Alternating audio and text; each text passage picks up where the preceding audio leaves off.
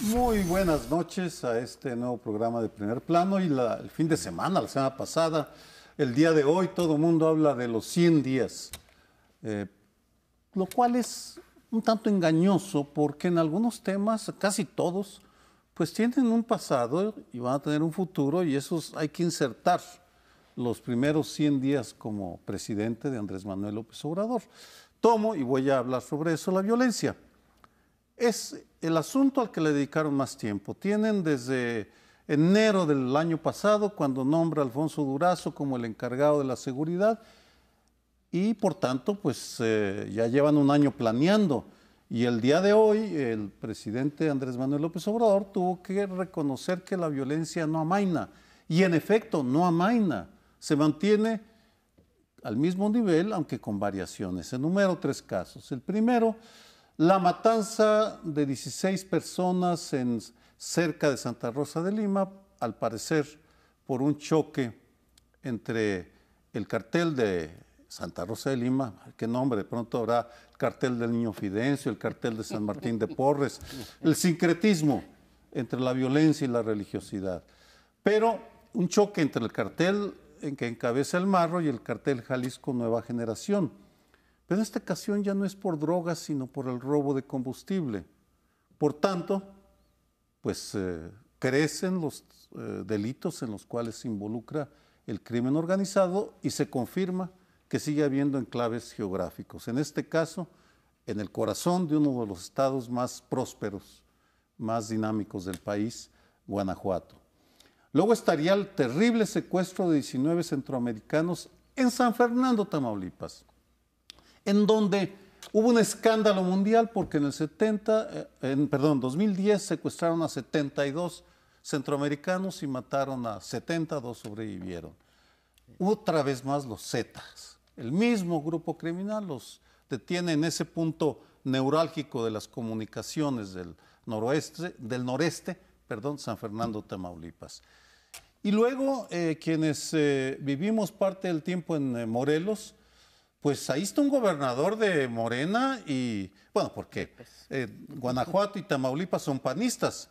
En Morelos es de Morena y del Partido de Encuentro Social y la situación está deteriorándose rápidamente a niveles que ya son preocupantes. En consecuencia, pues uno se pregunta, ¿qué está pasando? ¿Dónde están los planes de contingencia? ¿Por qué no se logra aminorar, controlar, contener? Yo tomo tu reto porque me parece muy bien planteado. Hay que situar el tema de la inseguridad y de la violencia y del crimen organizado en el contexto, pues, del pasado y del futuro, ¿no? Creo que nadie en su sano juicio podría decir que a 100 días de haber tomado posesión podríamos ver algún cambio sensible en los delitos de alto impacto, llámese homicidios, secuestros, robo en casa habitación, robo de vehículos, robo en transeúntes, en fin, todos estos que se miden continuamente y cuyas cifras varían, pero vaya, si agarras una de las series, en la mayor parte están o igual o incluso una pequeña tendencia al alza. Pero insisto, no creo que se le pueda cargar honestamente a la administración de López Obrador, porque esto viene del pasado. Ahora, la segunda, cuando me inserto en el futuro es cuando me empieza a preocupar, porque más allá de que se le ha dado un marco jurídico que permite la creación de la Guardia Nacional con un mucho mayor número de elementos del Ejército y de la Marina que de la Policía Federal, y con las críticas y aciertos que hemos discutido ya en este programa, lo que yo no veo es ninguna estrategia distinta, salvo dos cosas. Distinta que la que se siguió en el pasado. Ha dicho López Obrador que él no perseguirá a los capos, ¿sí? Que porque esa es una estrategia fallida. Pero bueno, por otro lado, pues tienes que perseguir a los capos porque si sabes dónde están, pues tienes que ir por ellos y que pasen por la justicia. Y la otra, pues es esta visión un poco, ramplona, de que vamos a atacar las causas. No es ramplón decir que vayamos a atacar las causas de la de la violencia que muchas veces tienen que ver con la pobreza. Lo que es ramplón es pensar, como lo dijo hoy en su discurso, que el pueblo es bueno y que los huachicoleros, por ejemplo, para tomar un caso de actualidad, pues se vieron orillados a robar el combustible cuando al mismo tiempo en el discurso, y como lo acabas de decir también, pues ahí estaba involucrado, en el caso de Guanajuato, estaba involucrado el crimen organizado, ¿no? Entonces, la idea de que el pueblo bueno, cuando vea oportunidades, va a acabar el crimen organizado, creo que simplemente no se sostiene y nos deben una estrategia. Yo creo que la parte en donde tiene razón es hay que evitar que se den las condiciones para que las redes que utilizan los criminales se amplíen, ¿no?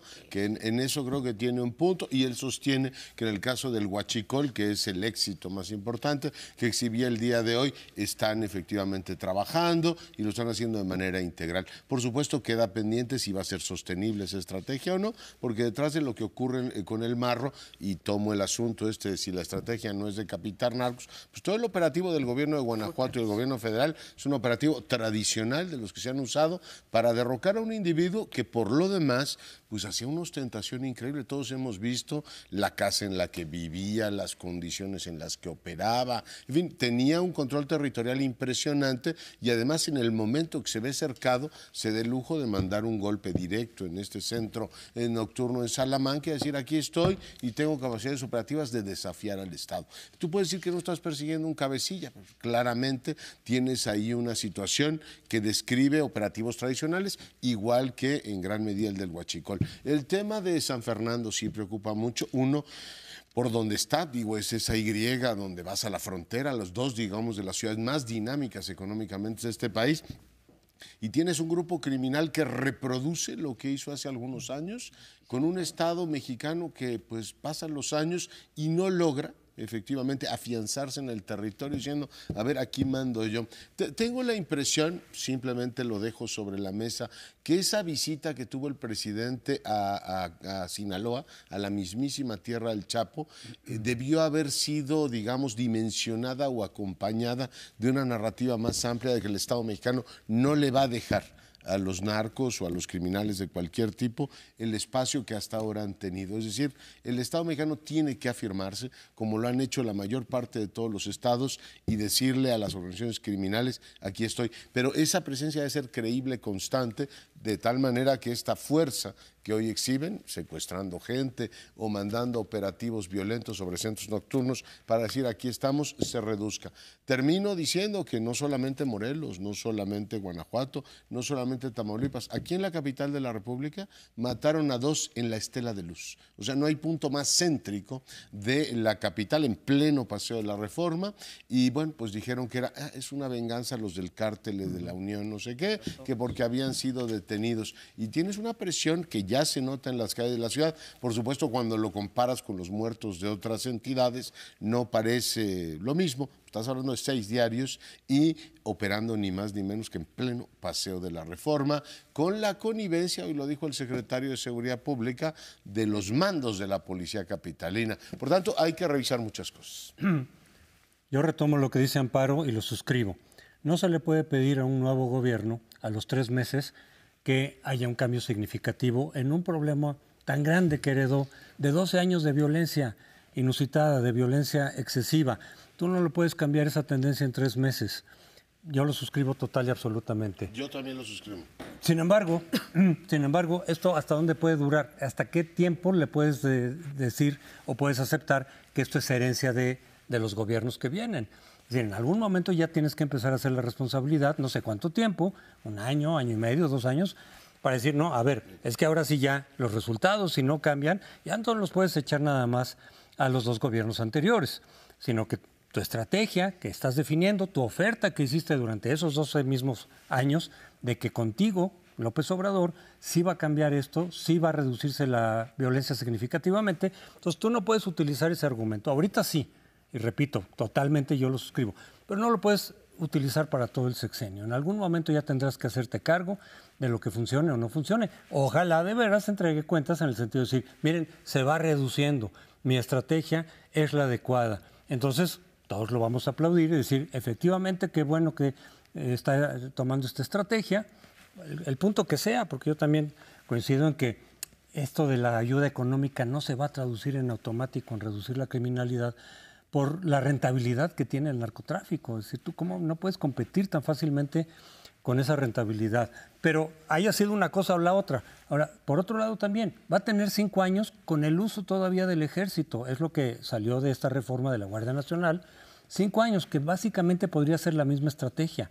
Claro, bajo un marco legal, que está bien que lo tenga, pero la estrategia igual y es la misma, y entonces saber por qué resultados distintos, ojalá que los haya. En ese sentido, yo creo que sí tenemos que ir viendo, y termino con esto. Yo sí estoy de acuerdo también con López Obrador, en eso sí estoy de acuerdo, en que la estrategia de perseguir a los capos no ha servido. Incluso creo, y así lo hemos sostenido durante mucho tiempo, han sido contraproducentes. Porque se ha dicho, cuando empezó esta guerra con Calderón, básicamente, en finales de Fox, había algo así como 10 grandes cárteles. Y a lo largo de estos años se ha multiplicado en 200, 250, porque se van fragmentando, porque cuando tú tomas preso a un capo, entonces entre ellos empiezan los pleitos por ver quién lo va a heredar, o también los cárteles rivales empiezan a atacarlo en un momento de debilidad y se incrementa la violencia. Yo sí creo que la prioridad debe de ser, más que agarrar los capos, que en principio en términos de ley tendría que ser eso, es a ver cómo le hacemos para reducir la violencia que está afectando a los ciudadanos. Si esa no ha sido buena estrategia y se piensa cambiar por otra, yo estoy de acuerdo con eso. Estaba pensando que tal vez estamos ante una estrategia integral acotada o limitada. Y voy a dar rápidamente un par de ejemplos. El primero, el cartel de Tláhuac, detienen en la Ciudad de México al Alexis, que es el nuevo dirigente, ya lo liberaron, una jueza. En Guanajuato, presumen de que detienen a la operadora financiera, la que maneja el dinero, y a su esposo, un policía federal, ya los liberaron. Es decir, el gobierno de Andrés Manuel López Obrador está operando sin el apoyo del Poder Judicial, sin el poder municipal y a veces sin el gobierno estatal. Una estrategia limitada y por tanto condenada a tener efectos limitados, no integrales. Ese es el problema. Segundo, hablando de San Fernando, Tamaulipas. San Fernando es la puerta de acceso a la frontera chica tamaulipeca, que es uno de los lugares de acceso para el contrabando de todo tipo de productos de ida y vuelta. Es absolutamente inaceptable intelectual, política, éticamente, que en el Plan Nacional de Seguridad que presentara Alfonso Durazo no mencionen el papel que juega Estados Unidos en el tráfico de armas. ¿Cuál ha sido el operativo que ha lanzado este gobierno para frenar el tráfico de armas? ¿Qué protesta han presentado ante el gobierno de Donald Trump? No lo hacen porque el New York Times resumió cuál es la tesis expresada por un funcionario o dos funcionarios mexicanos. Lo que no queremos es hacer enojar al señor Trump. Bueno, su obligación es defendernos, ¿no? Consecuentar a ese señor, vamos, el que se encargue de su país. Me parece que por eso estamos ante una estrategia integral muy limitada, muy acotada, muy timorata. Y si siguen así, si no se lanzan con audacia a integrarla, no creo que vayan a ir erradicando en serio al crimen organizado. Ya cuando dices limitada, casi tiendo a pensar que no es integral, ¿no? Y creo que los argumentos que haces para decir que no es integral. El silencio frente al muro o el silencio frente al tráfico de armas es realmente inadmisible y además lo dijo hoy claramente. Para aquellos que quieren que me pelee con Trump, no voy a pelearme con Trump. La vía es la diplomática y no de insultos. Y la otra, hay que reconocer que la Guardia Nacional podrá funcionar o no funcionar, pero el marco legal que se les dio no aumenta las capacidades del gobierno. Es simplemente un marco legal. Y yo no hace falta, por supuesto me apunto a lo de Crespo, pues yo, ¿cómo le vas a pedir 100 días a un presidente que tenga resultados? Y por supuesto quiero que tenga resultados. No puedo estar más de acuerdo contigo en las dos formulaciones, pero entre una cosa y la otra, lo que hemos visto hasta ahora sí se ve poco integrado y hace falta pues un esfuerzo mucho más fuerte en ese ámbito. Regresamos. El pueblo pone y el pueblo quita. ¿Cuántas veces hemos escuchado esta voz o esta frase en voz de López Obrador? Esa, junto con el pueblo bueno, es el que decide. Bueno, en este contexto tendríamos que decir que hoy en su discurso de los 100 días de gobierno o en su especie de informe volvió a tocar el punto de la revocación de mandato. Lo toca en el contexto de las medidas que ha tomado y en especial destaca él 3 iniciativas que se han pasado en su gobierno, que son la Guardia Nacional, que es la extinción de dominio y que son lo de la prisión preventiva para más delitos de los que actualmente teníamos. Y dice, pero nos faltan algunas cosas y menciona 3 o 4, pero una de ellas que adquiere un lugar muy especial es la revocación de mandato. La revocación de mandato es una forma de democracia directa que no tenemos, en donde el mandatario se somete a la mitad de su sexenio o al tercio de su sexenio, a los 3/4 de su sexenio, a las urnas para que la gente diga si quiere, el pueblo bueno diga si quiere o no que siga ese mandatario.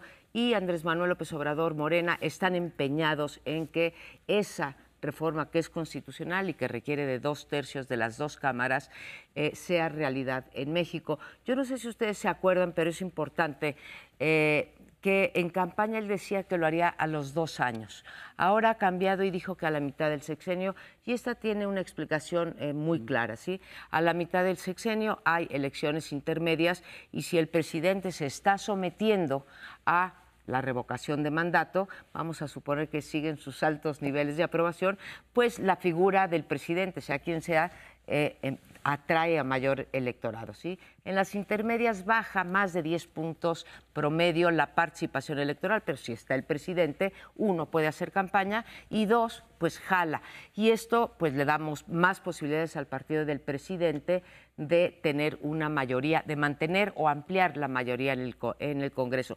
Por eso, las mejores prácticas, en la Comisión de Venecia, por ejemplo, recomiendan que nunca sea la revocación de mandato al mismo tiempo que las elecciones intermedias. Pero aquí hay una clara intención política más allá de someter el referéndum.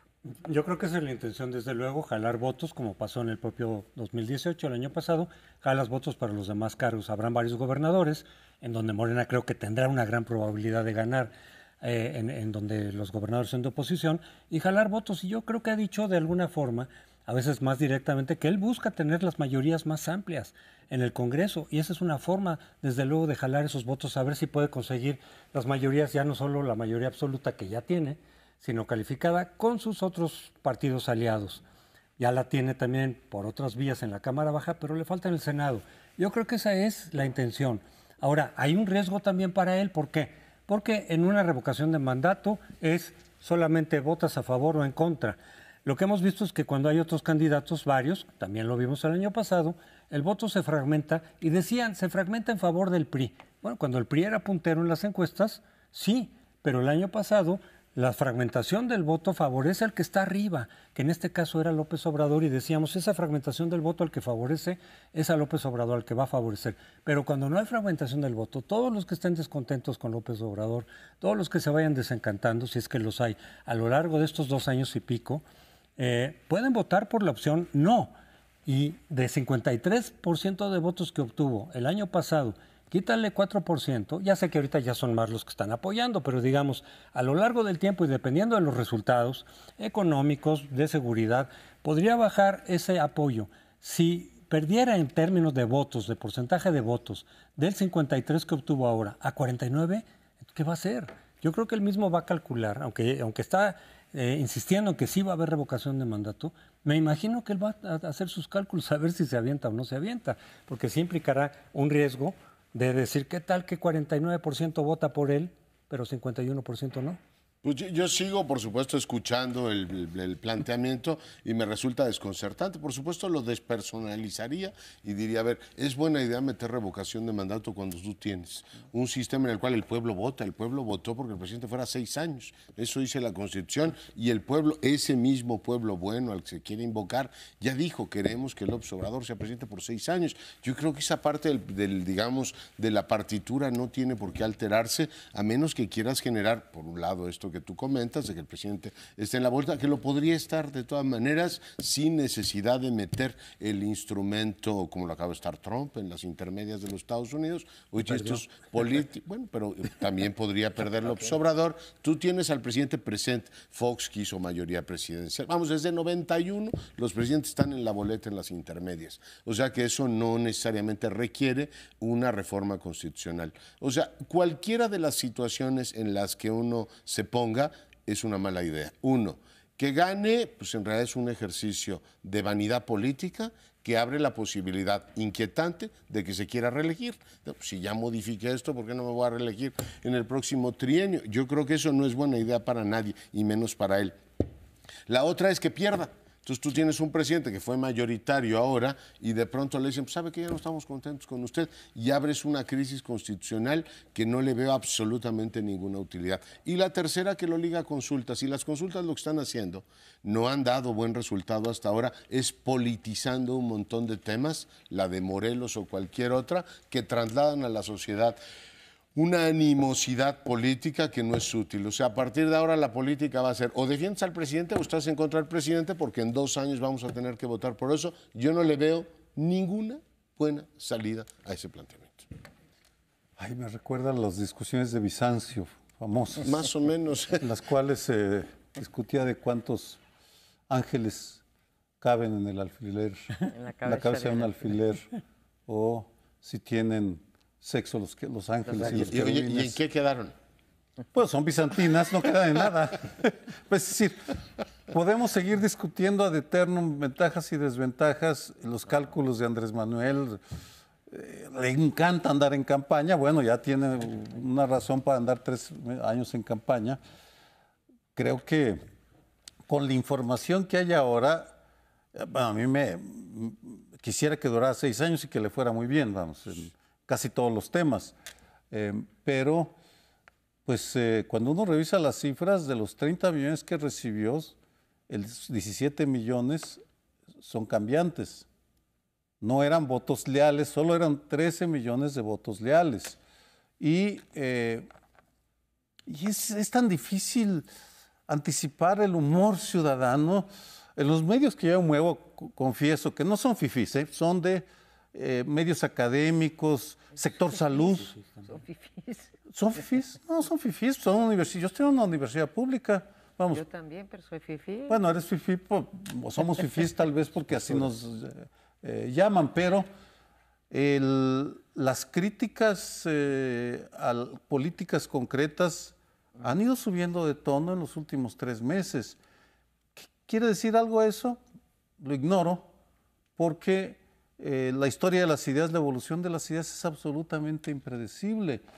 Y en ese sentido, bueno, ya lo vamos a hacer, vamos a votar si se queda o no se queda, y lo tendremos que discutir y habrá discusión encarnizada porque estarán buscando el auditorio a ver si estamos a favor o en contra de que se quede, lo cual me parece que desvía el análisis de las políticas públicas. Pero en fin, Bizancio. A mí me parece, me parece muy buena tu propuesta de despersonalicemos, ¿sí? Ya sabemos que los legisladores, cuando son mayoría, legislan en un sentido, cuando son minoría, quieren una cosa muy distinta a lo que querían cuando eran mayoría. Por ejemplo, el dinero. Pero, como por ejemplo el dinero, sí, partir a la mitad los recursos que se le dan a los partidos, qué bueno que lo recuerdas, Leonardo. Pero no en los estados. No, en los estados se va completito. Pero tomo tu reto de despersonalizar.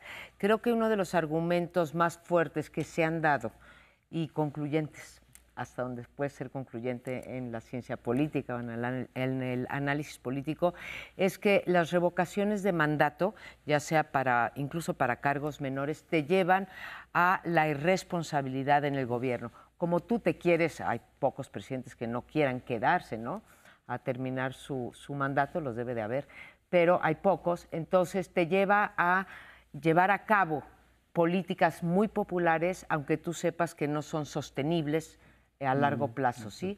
Entonces, como tú quieres ser popular, quieres ser electo, pues, a ver, voy a bajar los impuestos, ¿sí? Voy a regalar dinero, en fin, una serie de políticas que pueden llevar a la quiebra del país. Segundo, pongo ese tema. Segundo, yo no creo que los presidentes hayan estado en la boleta tan abiertamente como estaría López Obrador en caso de revocación, siempre por abajo, ¿no?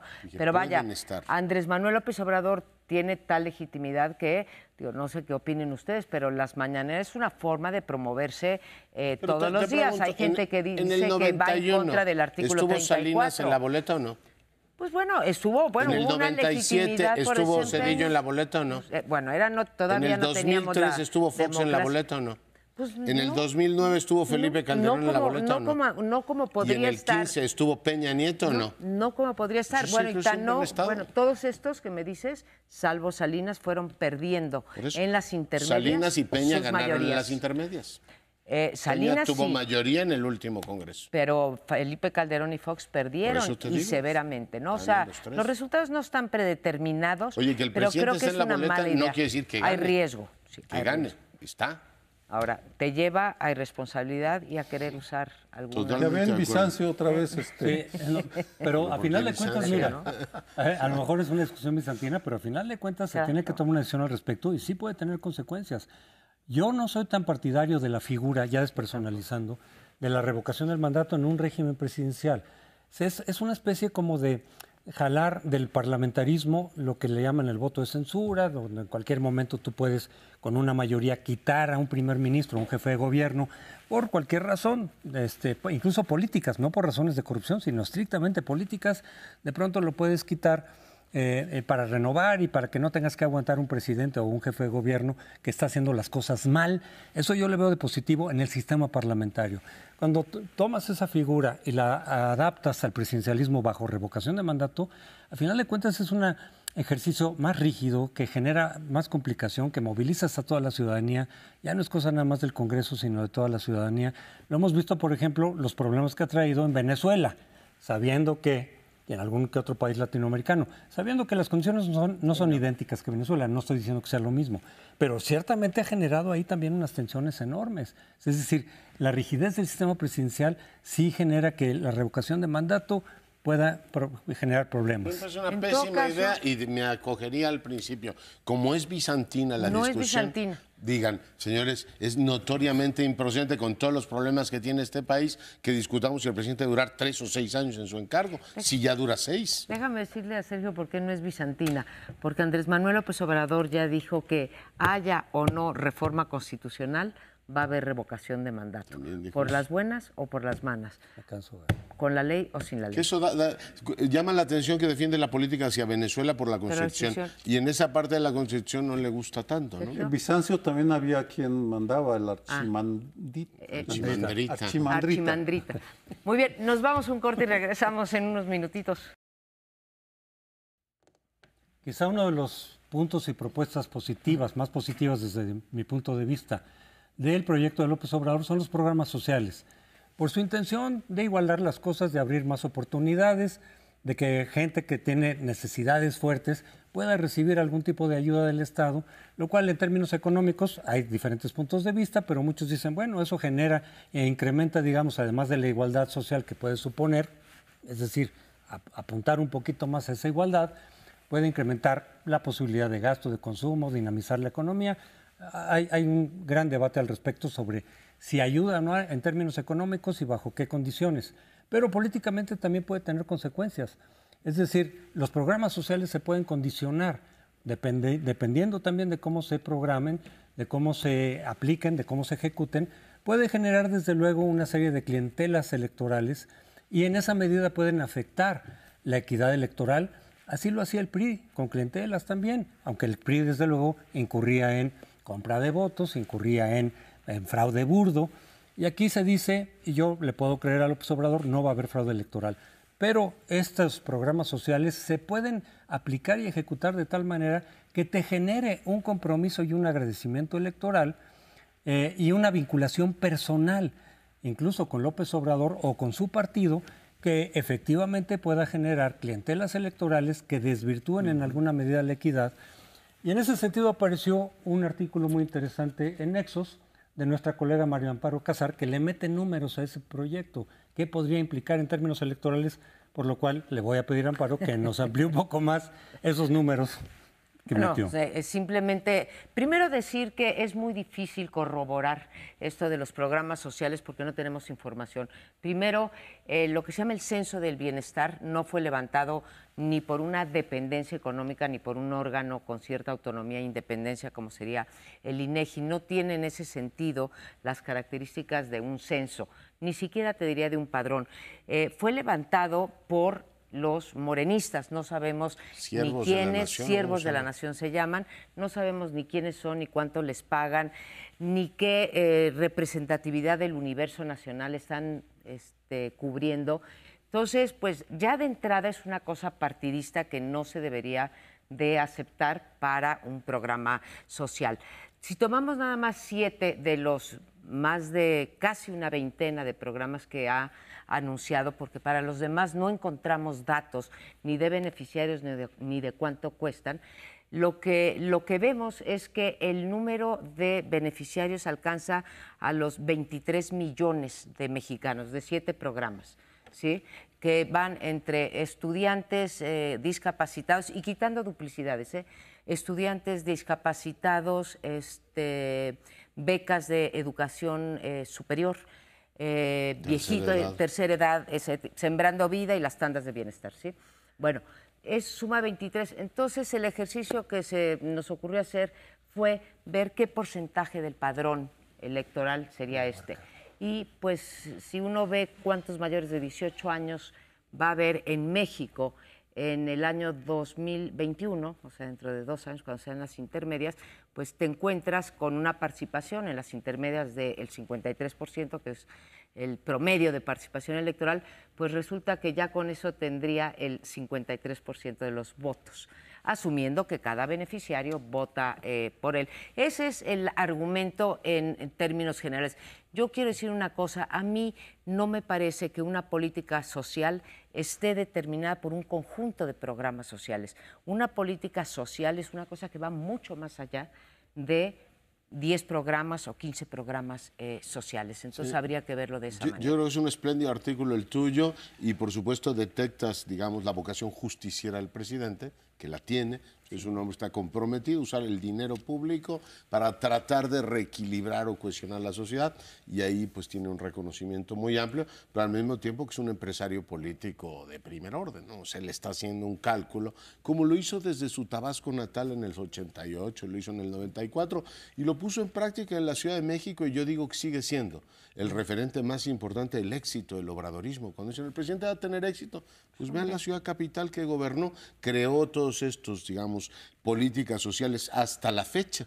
Buendía lo tiene perfecto, Jorge Buendía lo tiene perfectamente registrado. La gente adora al ex jefe de gobierno, López Obrador, porque dice, él nos vino y nos dio dinero. Que es una ciudad desigual y ha beneficiado a los más ricos, también es cierto, pero nos dio dinero. Y esa lealtad que el presidente ha conseguido, y que lo hizo en su Tabasco natal y lo hizo en la capital, le ha dado muy buenos frutos. Entonces, esta idea del gran empresario político con el justiciero y el hombre que conecta perfectamente con las masas, pues claramente nos habla de un hombre que tiene clarísimo, si en seguridad y en otros temas no tiene una claridad meridiana, en esto lo tiene absolutamente claro y además tiene todas las razones para decir, señores, ahí está la capital como ejemplo, me sigue tributando culto de la tría y la política social funcionó para generar esta sensación de a mí me están tomando en cuenta, aunque pierdas capacidades gubernamentales, que la ciudad tiene muchísimos problemas, pero si la gente se siente atendida,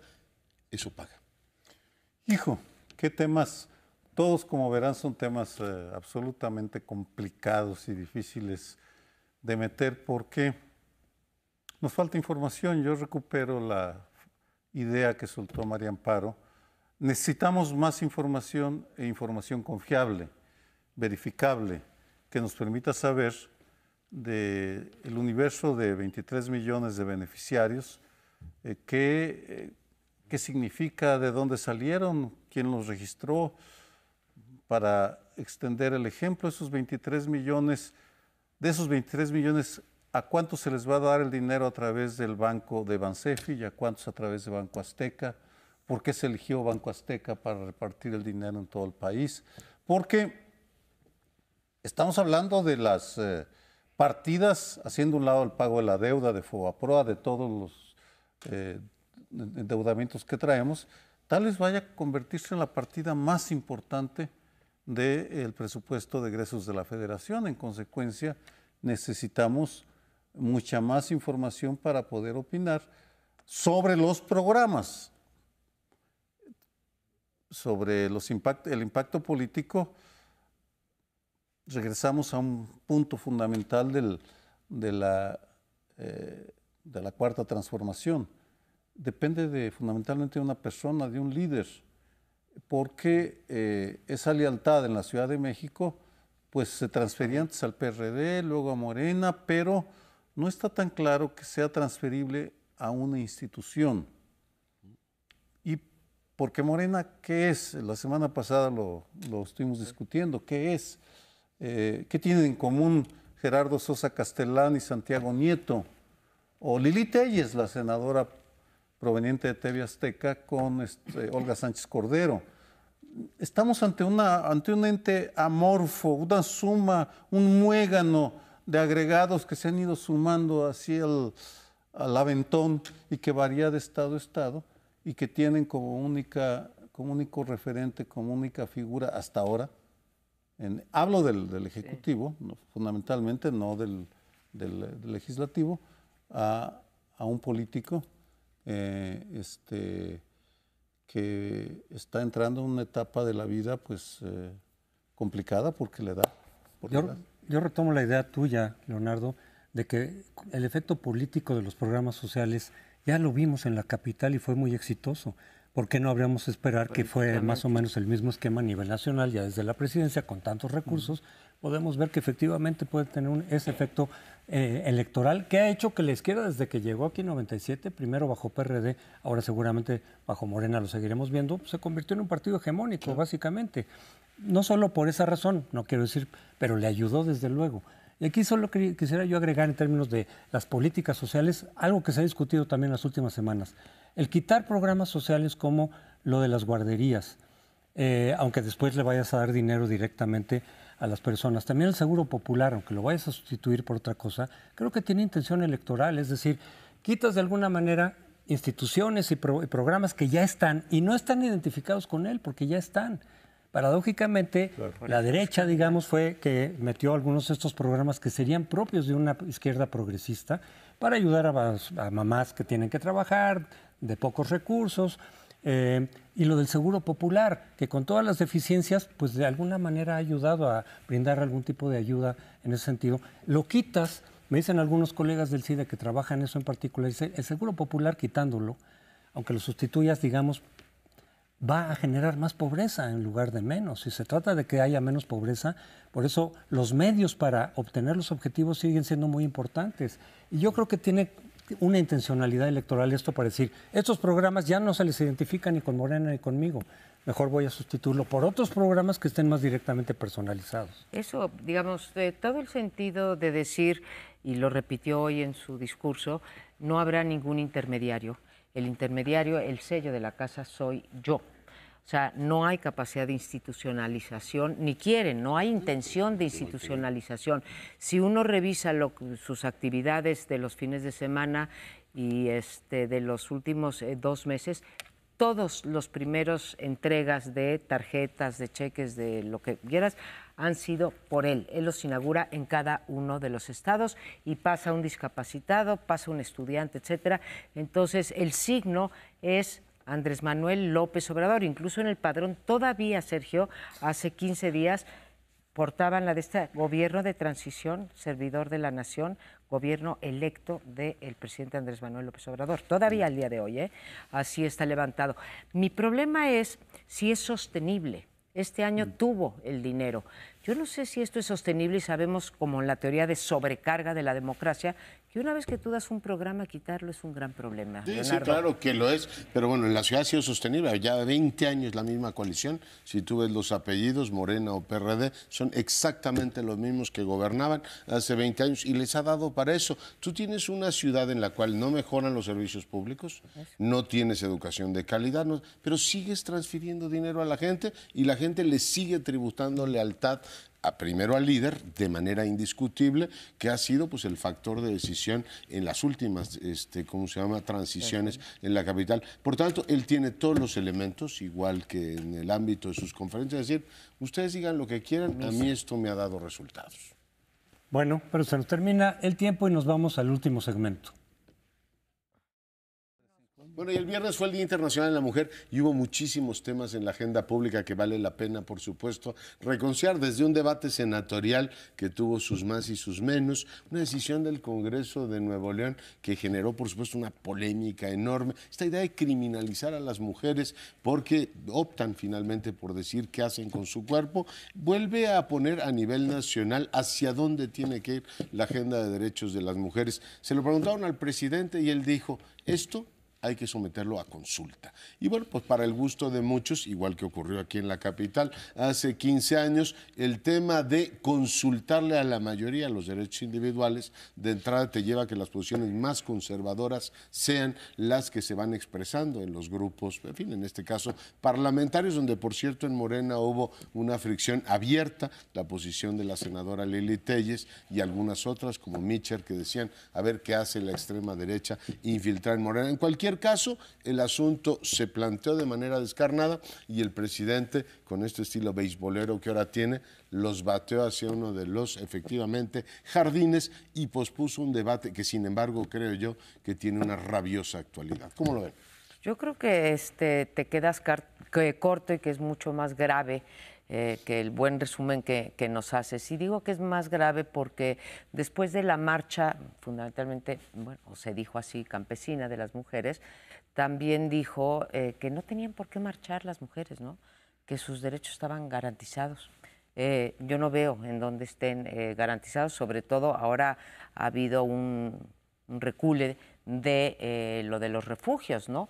Pero la idea de las mujeres que padecen la violencia intrafamiliar o cualquier otro tipo de violencia que necesitaban los refugios, pues está sustituyendo, por cierto, por una política muy neoliberal, que es la de entregar dinero en vez de prestar el servicio, porque pues tú qué haces con los 800 pesos que te dan, regresas a tu casa, tu marido te vuelve a golpear y además te quita los 800 pesos y a ver si con eso pagas, ¿sí?, el psicoanálisis o la ayuda psicológica o en fin, los requerimientos que tengas incluso de atención médica. Pero también no sé por qué nos sorprende en la capital, Leonardo, vaya, a mí me sorprende porque debería ser una agenda de la izquierda, primer gobierno de izquierda que tiene México y esa agenda social la deja a un lado. Pero no me sorprende porque ya en la capital nos dio una muestra clarísima de lo que él pensaba con respecto a estos derechos de, bueno, ya no sé por qué les llamamos de tercera generación, ¿no? Pero lo mismo la eutanasia que lo de las mujeres o la adopción por parte de matrimonios monoparentales, tanto monoparentales como de el mismo sexo. Y él hizo claramente su cálculo político, como decías tú hace un rato, Leonardo, de decir, a ver, esto no me va a traer votos. Y él nunca quiso pasar, mientras fue jefe de gobierno, ninguna de estas reformas, en particular, que es el tema que nos toca aquí, de las mujeres. Las mujeres tenemos el derecho a decidir por el motivo que queramos sobre nuestro cuerpo, en particular sobre si queremos interrumpir o no el embarazo.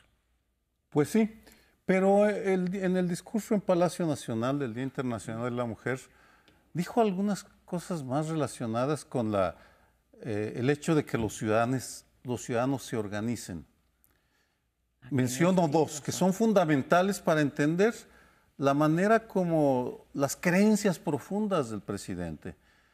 Él criticó, acusó abiertamente a los organismos de la sociedad civil, de mujeres, feministas y de derechos humanos por haber ayudado al autoritarismo a mantenerse al haberse quedado con causas acotadas. Es decir, para Andrés Manuel López Obrador solo vale la participación en partidos, ninguna otra forma de organización ciudadana le gusta, salvo, y sobre todo cuando lo contradice. Y en esa reunión se pararon las mujeres para presentar 2 mantas en las cuales los retaban abiertamente, porque no estaban dispuestas a someter su agenda a la que dictaba el presidente. Y luego, en otra frase, en otra idea, dijo: ya no hay necesidad de movimientos, porque el movimiento que tengo yo agrupa a todos, representa a todos y a todas las causas. Vamos, es una idea inquietante. Nada fuera de Morena, nada, ninguna organización independiente, salvo, por supuesto, si son empresarios del Consejo Coordinador Empresarial, en cuyo caso sí buscas el apoyo. Son ideas inquietantes, porque quiere decir que todo el movimiento, los movimientos ciudadanos con su enorme pluralidad, su diversidad, y por supuesto que hay ahí algunos corruptos y oportunistas, pero también hay profesionales y auténticos, pues los borra de un plumazo y dice: aquí solo impera lo que hizo mi partido, lo que hice yo, y ya no necesitamos de ustedes porque ya estamos nosotros. Y además, el derecho individual se va a consulta. Más conservador, difícilmente. Sí, yo creo que efectivamente hay mucho conservadurismo a la hora de tocar estos temas, lo ha habido siempre, desde que gobernó aquí en la capital, y en ese tema más bien él no avanzó esa agenda, la avanzó después Marcelo Ebrard, pero no López Obrador, tanto por motivos electorales como quizá sus propias convicciones, ¿no? Que tiene de pronto mucho apego a las cuestiones bíblicas, cita muy frecuentemente la Biblia, tiene vínculos con iglesias cristianas de distintos tipos. Entonces creo que hay algo también de sus convicciones personales, no solo del cálculo electoral.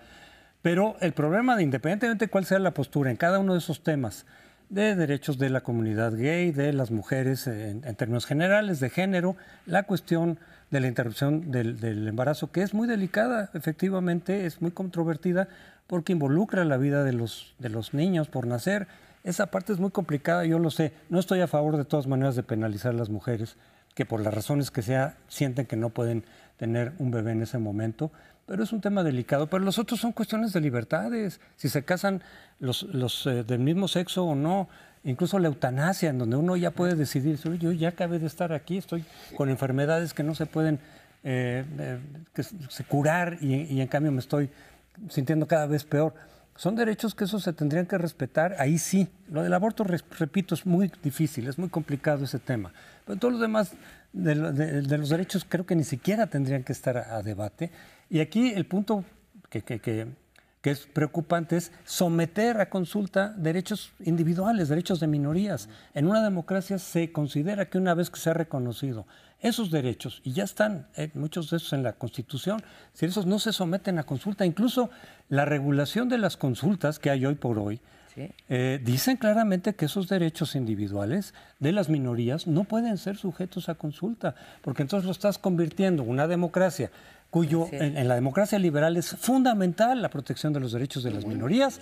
No solamente es la parte de votación mayoritaria. Si tú sometes eso a las mayorías, caes en lo que le llaman, o que se puede llamar, dictadura de la mayoría, que no es tampoco una democracia liberal. No, eso, yo creo que es la antítesis, ¿no? Garantizar los derechos de una persona no debería estar sometido a consulta, y me sorprende que el presidente tenga palabras mucho más duras para un periódico que lo critica que para el Congreso de Nuevo León. O sea, no puedo entender efectivamente que la agenda de la izquierda no contemple eso. Entiendo que hay cálculo político, decía Sergio con todas las letras, lo que por ejemplo el padre Concha no se atrevió a escribir. Leía su artículo en La Jornada y dice: bueno, el presidente tiene que tener en cuenta que si hay organización opiniones, que tienen ciertas tendencias, pero otras no. No, que se atreven a defender la capacidad de la sociedad civil, independientemente de las simpatías que tienen, para decir, yo defiendo derechos humanos, defiendo derechos de las mujeres, defiendo ecología, y todos tenemos derecho a organizarnos como queramos y que no nos etiqueten porque estos son más o menos fifís o más o menos simpáticos. O sea,